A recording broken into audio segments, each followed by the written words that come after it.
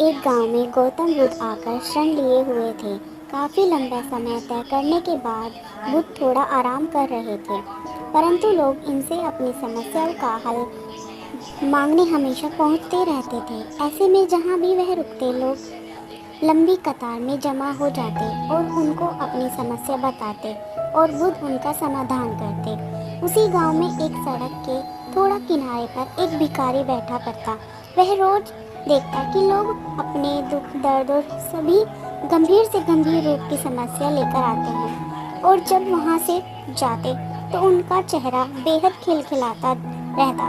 वह मुस्कुरा रहे होते और ऐसे जोश में के साथ भरे दिखाई देते हैं। भिखारी के मन में यह विचार आया कि क्यों ना वह भी बुद्ध के पास जाए और अपना हाल जाकर बुद्ध को सुनाए, परंतु वह डरता था। जिसके बाद एक दिन गहरी चिंता के बाद वह भिखारी बुद्ध के पास गया।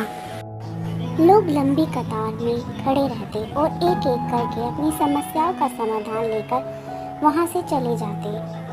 ऐसे में गौतम बुद्ध के चेहरे पर सदा मुस्कान रहती और वह हमेशा इसी तरह समस्याओं का हल बताते। भिखारी भी जब उनके पास पहुंचा तो उन्होंने प्रणाम करते हुए बोला, भगवान, इस जगह पर सारे लोग खुश व समृद्ध हैं, पर मैंने तो ऐसा कुछ नहीं करा जिससे मेरे को जीवन का दुख झेलना पड़ रहा है। फिर मैं इतना गरीब और निर्धन व्यक्ति क्यों हूँ? इस पर बुद्ध बोले, तुम गरीब और निर्धन इसीलिए हो क्योंकि तुमने आज तक सिर्फ मांगा है, किसी को कुछ नहीं दिया। वहाँ खड़े लोग सब हैरान रह गए और सबके मन में यह सवाल उठने लगा कि यह गरीब किसी को क्या दे सकता है। भगवान बुद्ध थोड़ी देर चुप रहे और फिर चुप्पी तोड़कर बोले, तुम्हारे पास बहुत कुछ है देने को।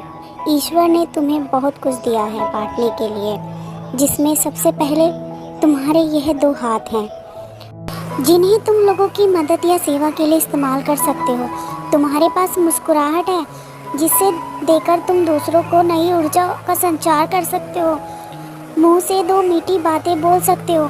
ईश्वर ने जिनको ये 3 चीज़ें दी हैं, उसको कभी कोई निर्धन और दुखी नहीं कर सकता।